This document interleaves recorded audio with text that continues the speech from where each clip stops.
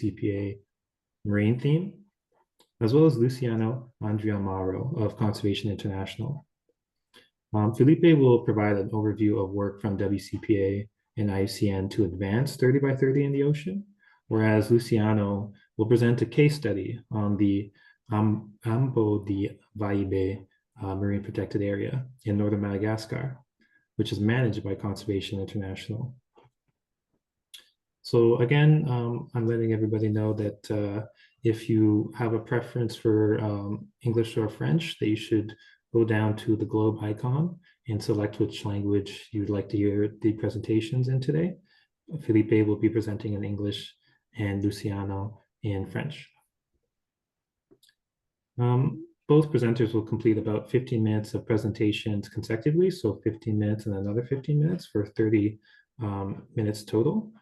And then we will take questions from participants. So if you have any questions, please type them into the Q&A section of your Zoom user interface. And then you can also send any questions at any point during the webinar into the chat. But please try not to disturb any presentations otherwise. And of course, we've enabled the chat so you can talk amongst yourselves. So please use it to write comments, to pose resources relevant to the discussion, to introduce yourselves to other people, to start a conversation, to connect. That is the whole point of today, is to build a lot of interest in the community leading up to COP16. So we really want everyone to get excited and interested and to ask the right questions. So we want you to be engaged. And before we start, we do want everyone to know that WCPA will be in Cali, Colombia in October 21 to November 1st for the COP16. And we will be hosting quite a few side events. And also WCPA will be publishing 2 important and relevant guidances for MPAs. And so more information about these things will be published and posted in either IUCN Engage or the WCPA LinkedIn page or the WCPA webpage. So please keep an eye out. And if you're not familiar with the WCPA, please go to the webinar page and you can see some of my comments where you can learn more about how to become a member and more about WCPA itself. And I think without further ado, I will now turn the floor over to Felipe. Hi, everyone. Great to be here presenting on the 30 by 30 for the ocean. Thank you very much to my colleagues at WCPA, IUCN, and the Octo Group to organize this webinar on the ocean and in preparation for the CDB COP16 in Cali, Colombia, where hopefully the ocean will have a very special time for presenting what are the updates and what are the initiatives that the global community of MPAs and OCM is doing to advancing this very ambitious target of protecting at least 30% of the ocean and the coastal areas by 2030. So as you know, target 3, the 30 by 30 is one out of 23 targets for conserving biodiversity that are part of the Kunming-Montreal Global Biodiversity Framework.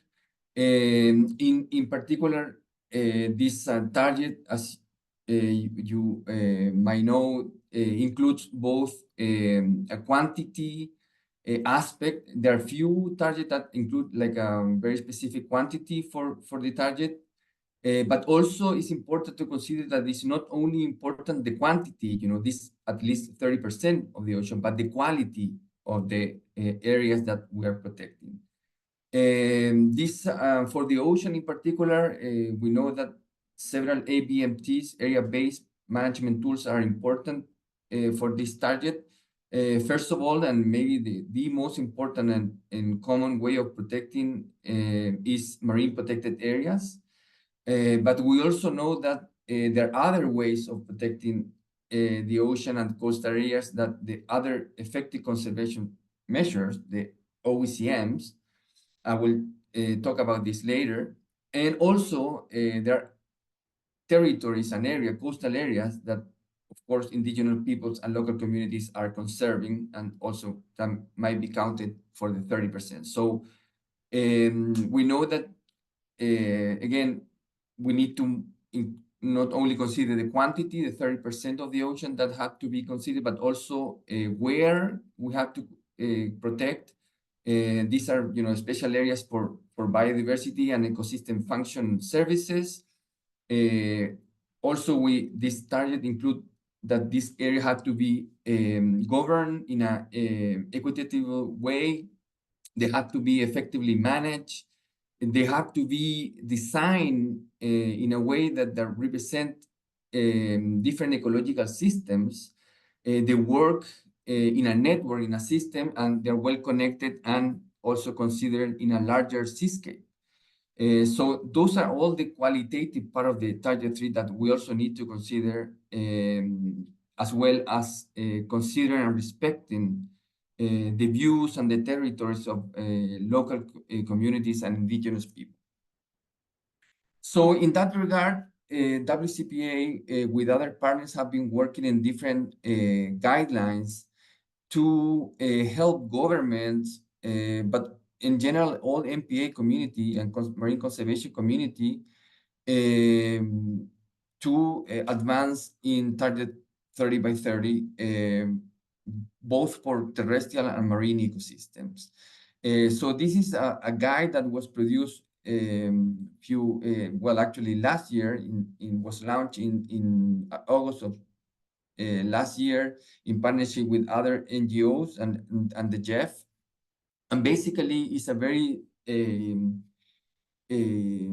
easy guide for governments and NGOs and local communities, scientists, indigenous people, everybody that wants to understand what this target means for both land and terrestrial ecosystem. This is available. There's a link at the bottom that you can access these guidelines, and it's translated into different languages. So hopefully you can find it easy to navigate. So in terms of other effective area-based conservation measures, the OECMs, also WCPA in partnership with other institution organization have been working on what are the criteria to define, to identify and report OECMs. This, again, also applies for coastal and marine ecosystems. This is a guide that was published also last year, and this is very useful to identify specific sites that can be identified or reported as OECMs. It's divided into 3 main steps, like a pre-screening of the step 1 of the proposed OECM. Then there's a very important second step that considers the consent part of the potential OECM site. And previous to the full assessment, you have to consult governing authorities, indigenous people, and local communities. So this is a very important part of the equity and participation of local communities and indigenous people in the process. And then finally, the step 3 is the full assessment with the other 6 criteria. This is important because it's providing a very detailed guideline on what are the specific criteria for OECM. There are 8 specific criteria that have been, assessed during the different steps. And of course, if sites are following these 8 different criteria, they can be considered and reported as OECMs. In terms of the marine OECMs, this year we published a technical note for some consideration and frequently asked questions for marine OECMs. There is a lot of questions on how these marine OECMs work. And by publishing this technical note, we're providing some answers to those frequently asked questions in terms of what are the important biodiversity values for the ocean. We know that compared to the land, we don't have a lot of information for the whole ocean, so we're providing some guidance on that. Also recommending that we should consider for the protection of the ocean, the whole ecosystem, the three-dimensional aspect of the marine ecosystem, and try to avoid what is called the vertical zoning. So protect a part of the ocean, for example, the seafloor, but not the pelagic ecosystem. And also we're providing some guidelines on the long-term aspect of OECMs and what, for example, are some consideration for fishing activities at OECMs. So what is the current status of the 30 by 30 for the ocean? So we currently have 8.35% of the ocean protected in different categories of MPAs. We know that, for example, for marine OECMs, we do have very few reported. We know some that Canada and Colombia have reported marine OECMs. There's a lot of work done in this regard, but so there's still a lot to conserve. We still have a gap of 21% of the ocean that we still need to conserve, and a little more than 6 years to go for the 2030. So there's a sense of urgency to speed up the global conservation agenda to fill, and reach the gap and finally reach the goal of conserving at least 30% of the ocean by 2030. We also know that despite that we have been making progress in this target 3 for the ocean, the levels of protection and the levels of implementation are still low. So all this qualitative part of the target 3, we also need to consider this and as possible, increase the levels of protection and also implement what we have protected so far. So this is another work that we have been doing to provide some guidelines with our colleagues and partners from Oregon State University. It's a group of scientists that we have been working on the MPA guide, providing some kind of guidance in terms of knowing that not MPAs are equal. We know that there are different type of MPAs, and basically this guide, the MPA guide, is trying to provide advice and guidance on what are the best ways of conserving the ocean. And basically what the MPA guide is saying that two things are important to consider when creating an MPA and having in mind what are the best benefits, both ecological and social benefits of MPA. So there are two main things that you have to consider when creating MPAs. One is the level of protection. So we know that we have MPAs that are from minimally protected to fully protected. So depending on the activities that they are actually permitting inside the boundaries of the MPA. We have minimally to fully protected, and then the other important aspect is the stage of establishment. From proposed MPAs, there's a tendency to announce and propose MPAs that, of course, not implemented, and then on the other side of the stage of the establishment, we have the actively managed MPA. So these two important aspects are important to consider when creating an MPAs. So what we know from the scientific point of view, and this is what the MPA guide is providing guidelines, is that both the MPAs that provide the best benefits in terms of ecological and social benefits are the MPAs that are fully protected and actively managed. So this is very important when designing a system or creating new MPA. So as possible, you have to consider fully protected MPAs, and also as soon as you create the MPAs and commit and designate the MPAs, start with the implementation and ideally have an actively managed system of MPAs.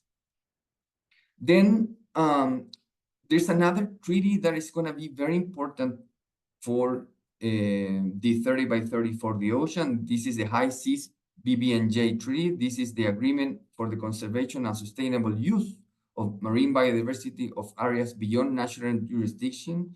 We know that the Law of the Sea Convention of the United Nations is defining waters in the ocean that are under national jurisdiction, but beyond those boundaries, those limits, is what we call the high seas. And this treaty is actually filling that gap for the conservation of biodiversity in the high seas. Now, last year, the final text was agreed. It was opening for signature in September of last year, and what we know is that we need at least 60 countries for this treaty to enter into force. So far, we only have 8 countries that have ratified this treaty, but it's a work in progress, and we need to move forward because, as I will show you in a minute, this is very important to complement what the countries are doing under national jurisdictions. So this treaty is very important. It's covered four themes: genetic resources, environmental impact assessment, and capacity building and technology transfer. But the point 4 of this treaty, area-based management mechanisms, including marine protected areas, of course, is going to be very important to complement and coordinate with the global biodiversity framework, Target 3 for the ocean. So in that regard, we know that the high seas is crucial for reaching the 30 by 30 for the ocean, because it's almost half of the surface of the planet. We know that the high seas is 64% of the ocean, and the other 36% is under national jurisdiction of the exclusive economic zones. So that's why this is very important for reaching the 30% of the ocean protected by 2030. So the idea here is to create a system of MPAs and marine OCMs that in the high seas that can complement what the countries are doing under the national jurisdiction. Again, this treaty is currently under the ratification of the countries, and hopefully for the next few years we will have the treaty ratified and implemented, so we can make progress creating MPAs and other area-based management tools in the high seas. Despite that this treaty is not yet ratified, there are different sites in the high seas that have been identified as relevant from the biodiversity point of view to protect. A few days ago, we were in a workshop in IUCN headquarters, and many people is working on identifying different sites in the high seas, the Sargasso Seas in the Atlantic, the Thermal Dome in the Pacific, Emperor Seamounts in other places. And one site that we're working from Chile, where I'm based, in coordination and collaboration with the Coral Reef of the High Seas Coalition, with Smith Ocean Institute and national and international universities, is the Sales y Gomez and Nazca Beach. This is an area very relevant from the ecological point of view, that actually extends beyond the EEZ of Peru and Chile. This is a submarine ridge with high levels of biodiversity. It's a huge area covering 2,900 kilometers long, more than 100 seamounts, with with a high diversity. Again, it's very relevant. This is have been identified as a ecological and biological significant area, so it's a very relevant for the ocean, and this is an area that we have been working from Oceana and the Coral Reef and the High Seas Coalition partners.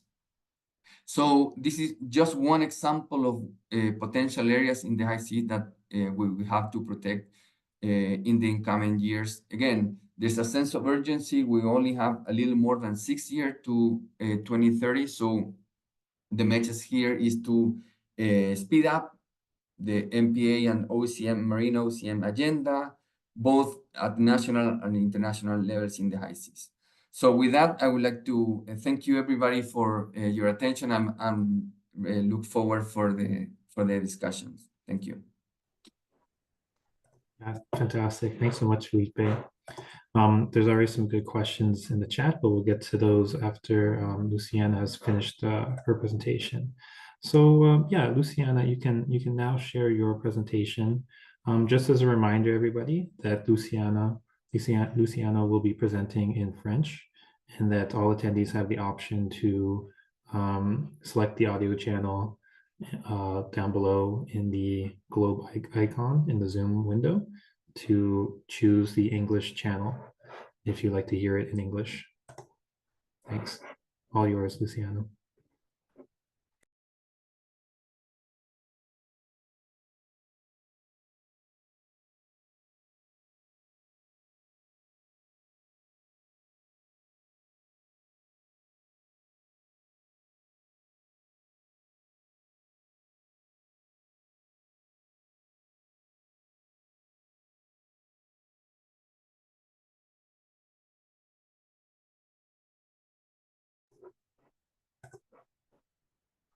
Let me know if you need any help there, Luciano. So we can see your screen, but no audio yet. So let me know if you need any help.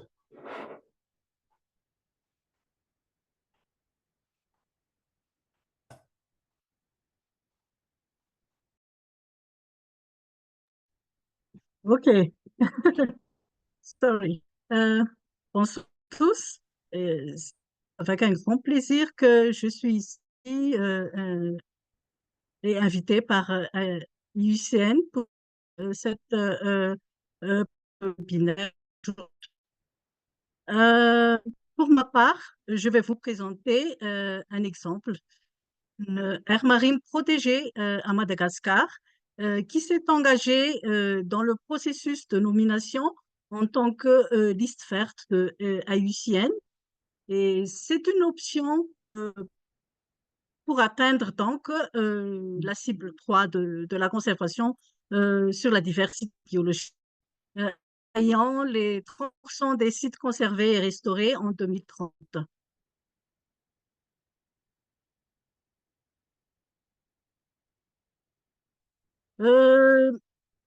Avant d'entrer dans le vif du sujet, voici le plan de ma présentation rapidement. Je vais vous présenter d'abord le site, l'aire marine protégée d'Ambutfai Bay. Puis je vais... Luciano, we can only see, on peut voir seulement le premier... relater un peu le processus de temps. Vous m'entendez? Les objectifs de gestion de ce site. Et après, je vais vous la contribution économique de cette aire marine protégée. Et à partir de là, je vais parler le processus d'évaluation en tant que site dans le processus de nomination de haïtienne. Et je vais terminer avec l'initiative actuelle et les leçons apprises pendant tout ce temps. Là, maintenant, je vais vous parler du site. La marine protégée en Ambutfai Bay est déjà une marine décrétée et avoir une protection formelle Felipe a dit tout à l'heure par rapport, et c'est déjà fully protected le niveau, je crois, hein. Et, et- et sa superficie est d'environ 40 000 hectares.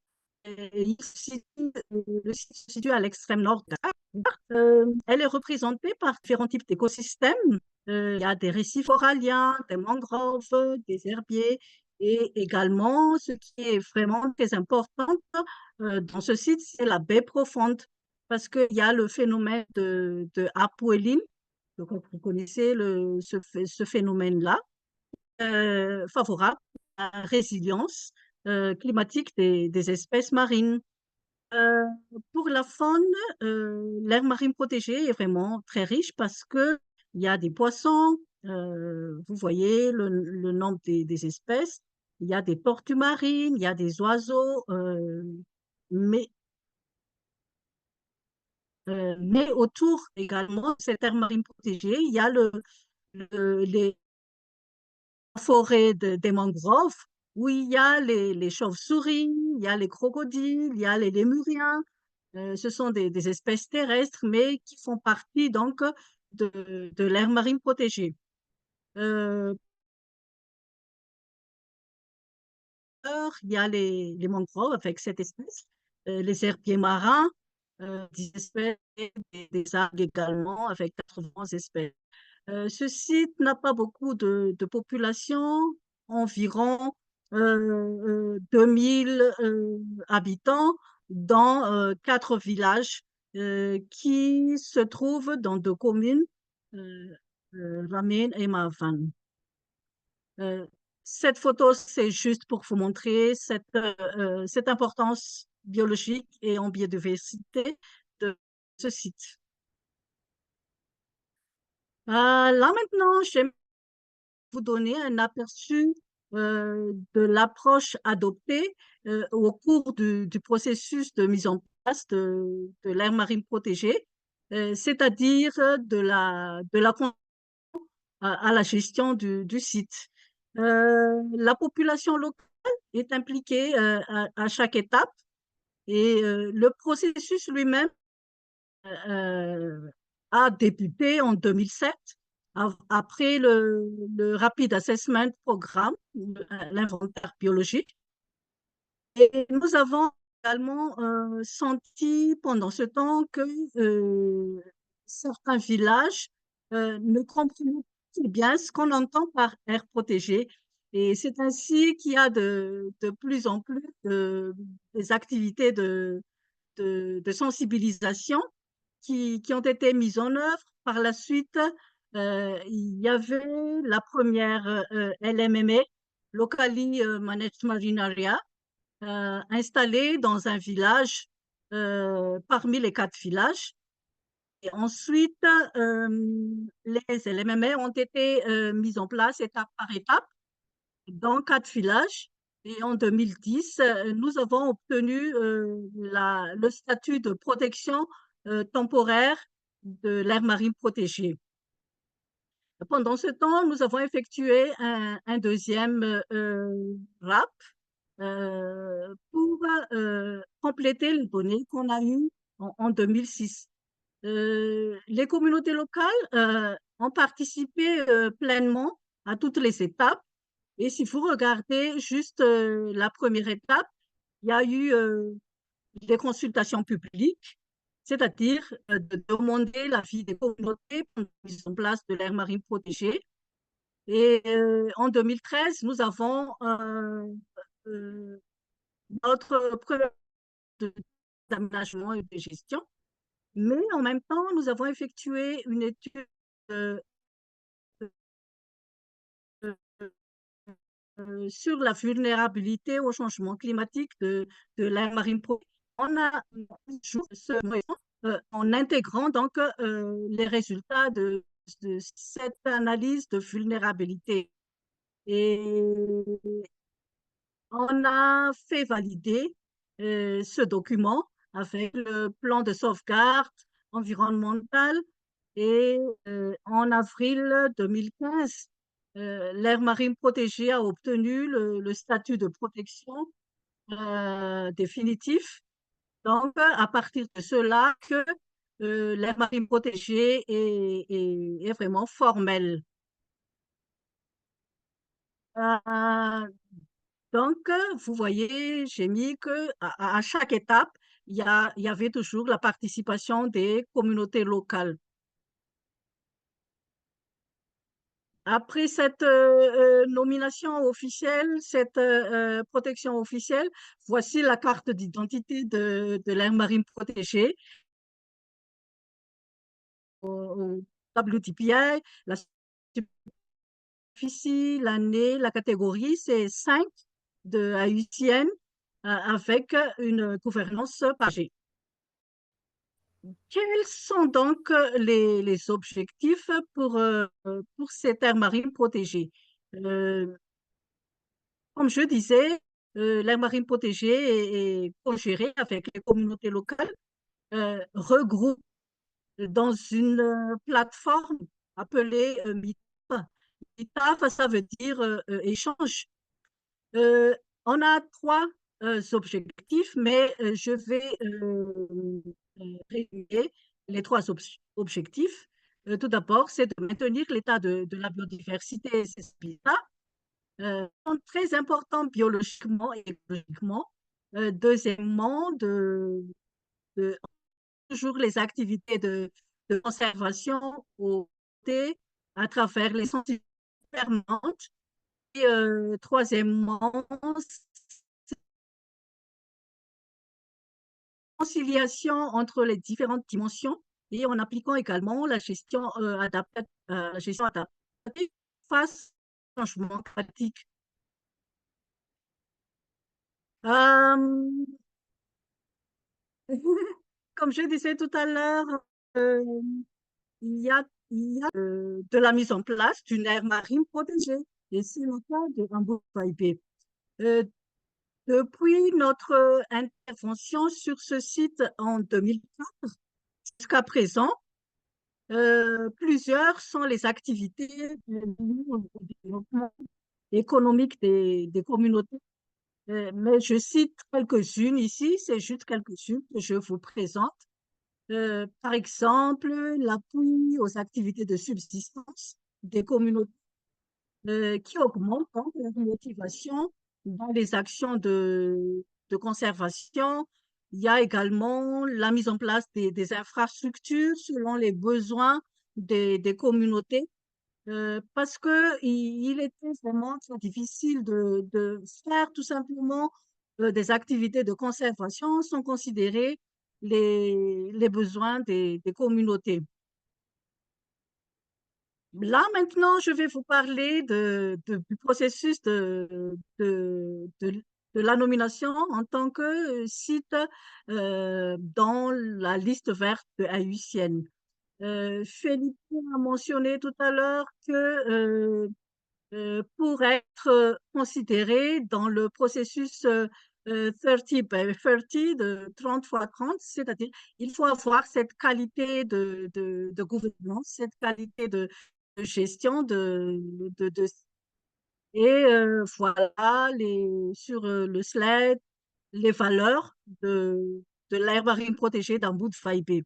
C'est un site d'attraction touristique également. C'est un site qui assure la production des ressources halieutiques pour les villes autour de l'aire marine protégée.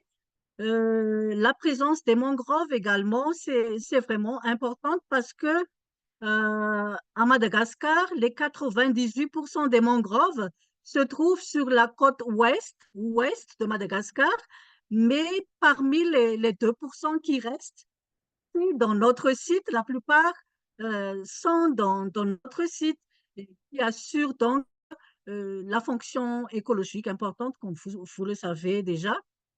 Euh, Comme je disais tout à l'heure, pendant les différentes étapes, que Ambudvai fait partie d'un site pilote pour être Climate Smart Marine Protected Area.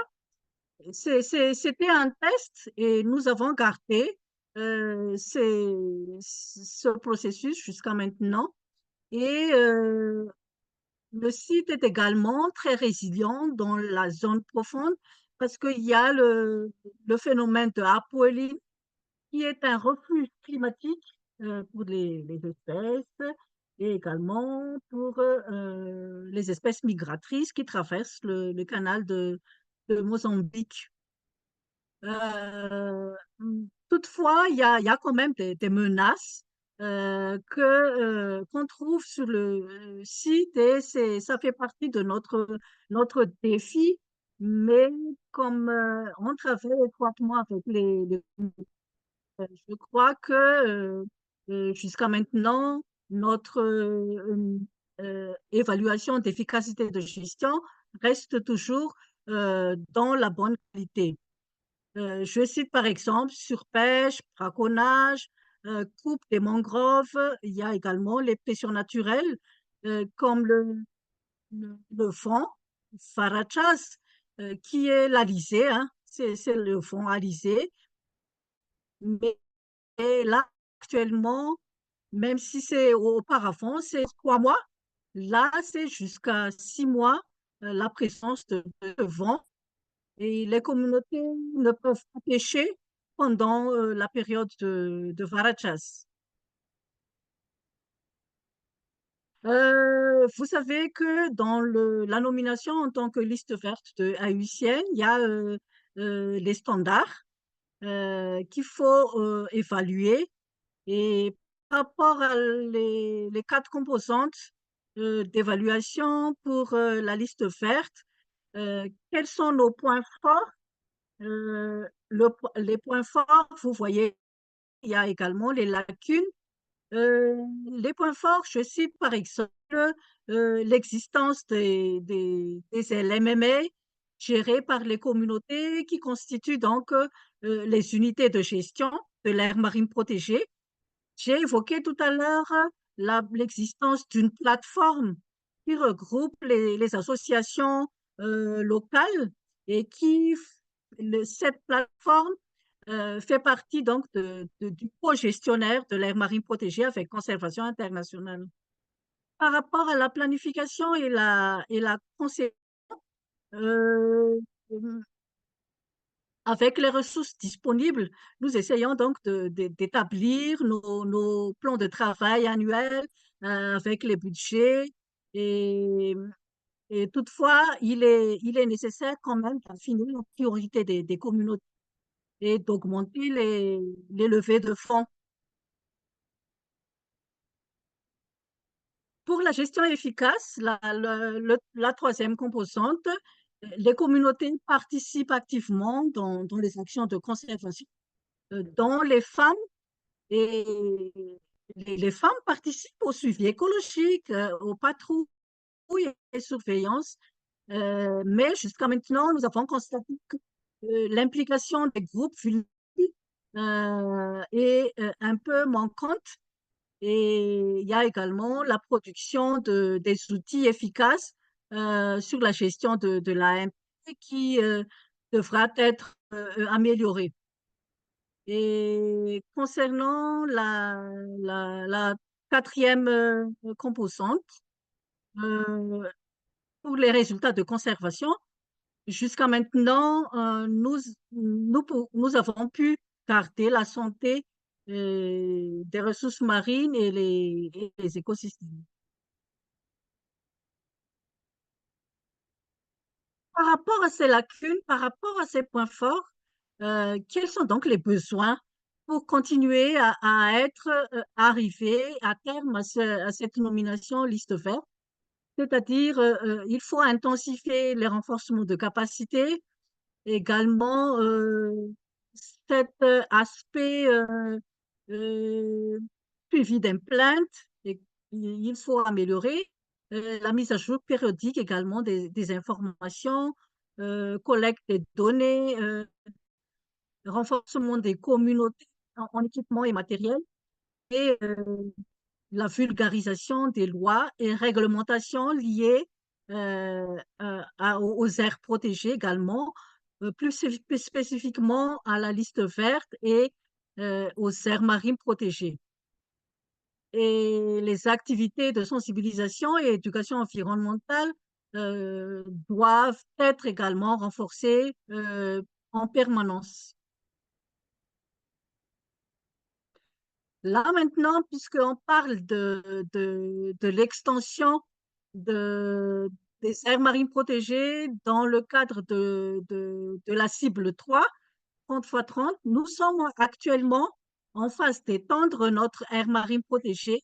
En bout de Faibé, c'est à gauche, vous voyez à gauche. Et actuellement, c'est étendu jusqu'à 134 000 hectares maintenant, non seulement pour une extension, mais pour l'extension également de la restauration des zones dégradées. Et notre engagement, c'est de 150 hectares par an, ce qui fait partie donc de la contribution à la réalisation, comme je disais, de l'objectif 3 de la CDB. Pour terminer, quelles sont donc les leçons apprises dans la gestion de cette aire marine protégée d'Amboud-Faïbé? Pour nos leçons apprises, il y a l'approche bottom-up dans tout le processus afin d'obtenir donc l'appropriation des activités effectuées. Toutefois, il faut toujours encourager la participation de la population en tant que bénéficiaire, par exemple pour les activités alternatives. Et il faut suivre le rythme des communautés. Il ne faut pas brûler les étapes parce que les niveaux d'éducation ne sont pas les mêmes comme les gens au niveau des grandes villes par rapport au village. Et si on veut faire des nouvelles activités, comme je disais, il faut les renforcer, il faut suivre leur rythme. Et il faut assurer la présence permanente sur le site afin d'assurer l'accompagnement de proximité des communautés locales et considérer toujours la participation féminine à toutes les activités, maintenir le renforcement périodique des capacités et des activités de sensibilisation, parce que comme je disais tout à l'heure, le niveau d'éducation n'a pas permis donc de maintenir les acquis déjà pendant les renforcements de capacités et maintenir la communication fluide pour toutes les parties prenantes. Je veux dire parties prenantes, les communautés locales, les autorités, les services techniques au sein des différents ministères concernés, parce qu'on travaille actuellement en multisectoriel, mais pas seulement avec le ministère qui est en charge des aires protégées. Mais on travaille avec le ministère de la Pêche, ministère du Tourisme, ministère de l'Aménagement du territoire.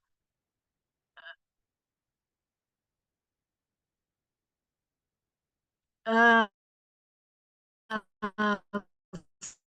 Voilà, ceci est pour collaborer avec nous dans la gestion de l'aire marine protégée d'Amboud-Faïbé. Et nous comptons toujours sur d'autres collaborations pendant la suite du programme dans ce site au nord de Madagascar. Et si vous, comme le temps imparti n'est pas vraiment très long, mais voilà quelques sites, quelques YouTube pour partager nos bonnes pratiques, nos histoires de succès. Et comme peut-être qu'on va vous distribuer la présentation, vous pouvez cliquer sur les blogs, sur les sites dans YouTube. Merci beaucoup. Voilà, ma présentation est à son terme. Merci beaucoup pour votre attention.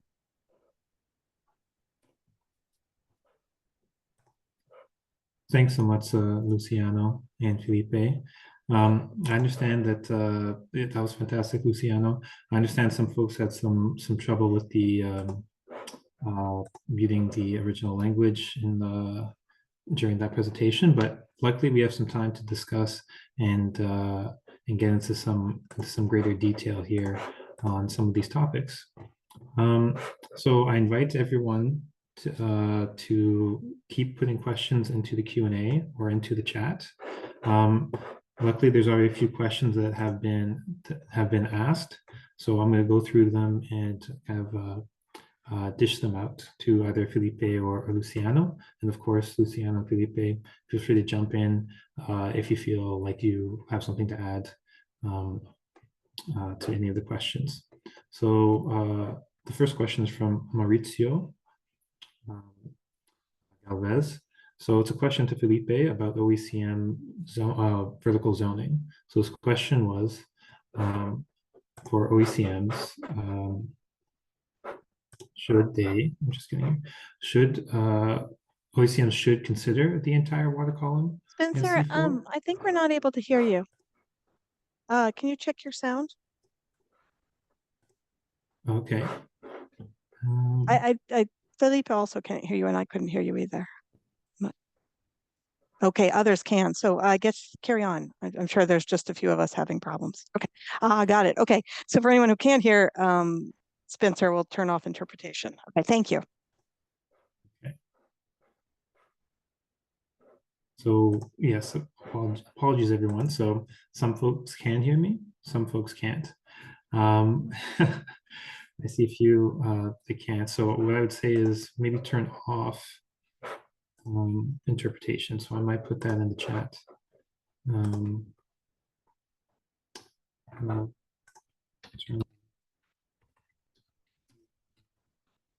We'll post that for you, Spencer. Just go on. Yeah, okay. And someone already has. Yeah. Great. So the question to Felipe is, we put in the chat,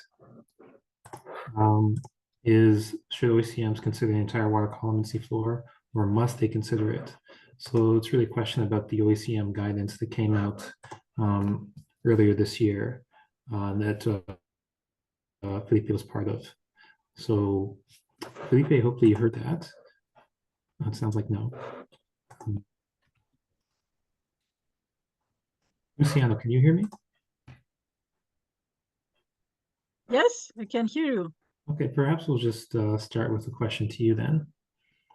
So regarding the green list, do you have any advice for MPA practitioners about the green list process, those who might be new to it or maybe are a little intimidated by it, even though the green list is such an excellent tool for improving the management and quality of an MPA? Do you have any advice generally for that? Spencer? Spencer, can you hear me? I can hear you, Felipe. Yeah, so are you asking a question? Sorry, I couldn't hear you for a moment, but now I'm back with your listening to you. So there's a question right there. Maybe I can answer that.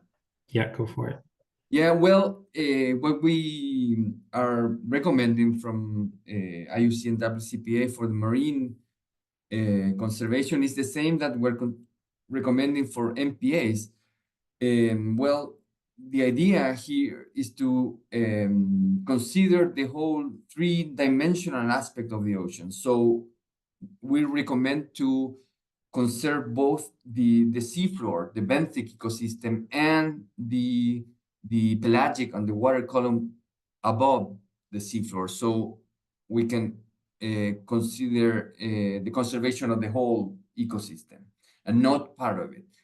We know from the scientific point of view that both the benthic and the pelagic system are connected, and they're in exchange of materials and energy from both areas, and we recommend that both MPAs and OECMs are conserved as a whole, both the benthic and the pelagic systems.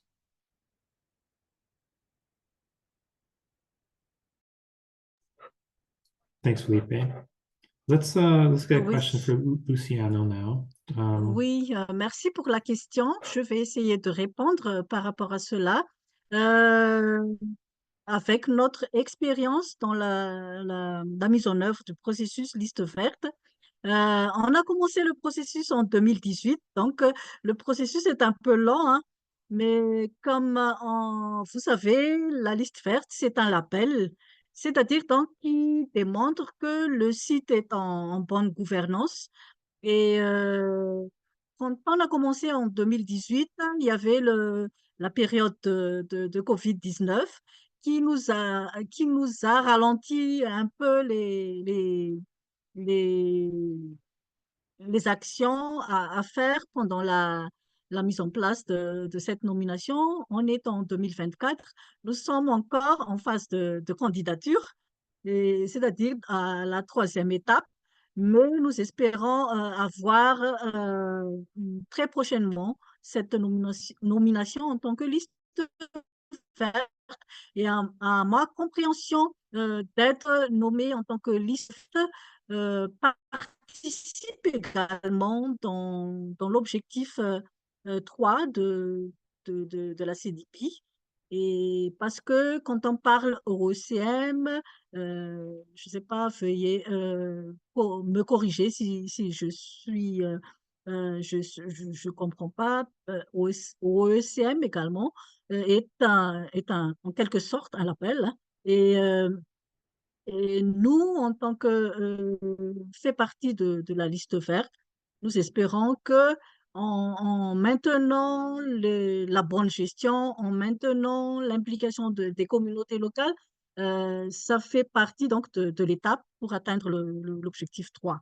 Et j'ai évoqué tout à l'heure que nous sommes en phase d'étendre notre aire marine protégée suite à cette bonne gouvernance et nous espérons avoir bientôt également des sites OECM pour constituer ce qu'on appelle Blue Belt, le ceinture bleue de notre aire marine protégée, c'est-à-dire à l'extérieur de notre aire marine protégée, il y aura des OECM, il y aura des LMMA et ces zones-là constituent donc cette protection en dehors de l'aire marine protégée. Je ne sais pas si ça répond à la question. C'est une belle réponse, c'est génial. Merci beaucoup, Luciano. Okay, the next question. I think we have enough time for maybe two more questions at most. So I'm just making my way through the list here. Apologize for some of the delays today. So the next question was more of a comment, but I think it was a great question. It was by Sybil Reed Miller. Hopefully I pronounced that right. Sybil or Sybil? Sybil. It was about Felipe, about reaching our 30 by 30 targets faster by including marine privately protected areas. So MPPAs, so privately protected areas in the conversation. So they provided some case studies, which I will post back into the chat here for you to look at. And so what are your thoughts on that, Felipe?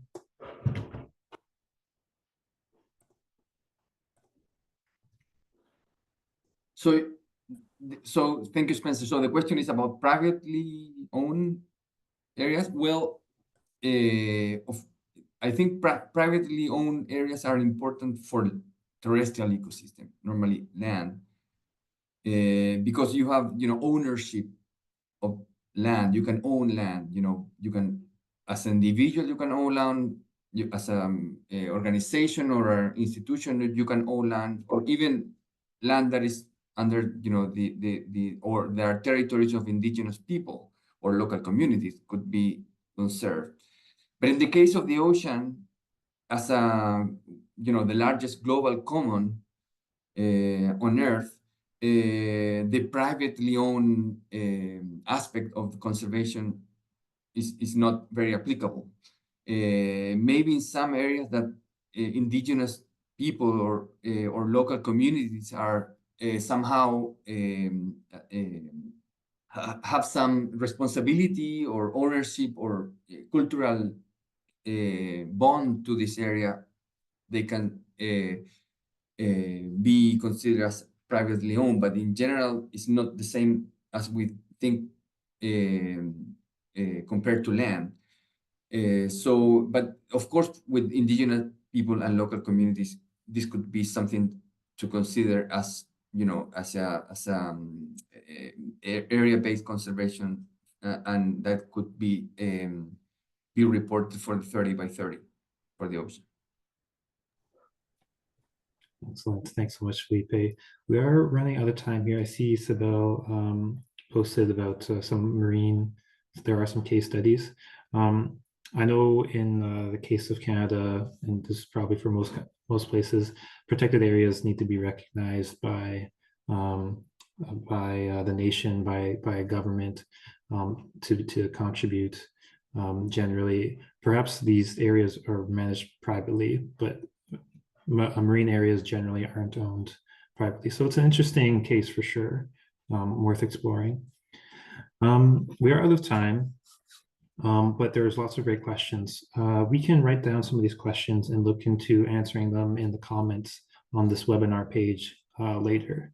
So we can save some of these comments, some of these questions, and address them at a later point. But I hope you all enjoyed yourself. This was, there's definitely a lot of interest, and please continue to look out for activities that WCPA is engaging and organizing in the future. I'll certainly look towards COP16 and some of the publications and side events that we'll be hosting and leading. And there'll be some other webinars that are part of this larger webinar series that will be posted in IUCN Engage in the near future. And so with that, I'd like to thank Felipe and Luciano so much, and thank you all for participating. And look out for some more information in the near future. Thanks so much, everybody. Thank you. Thank you so much.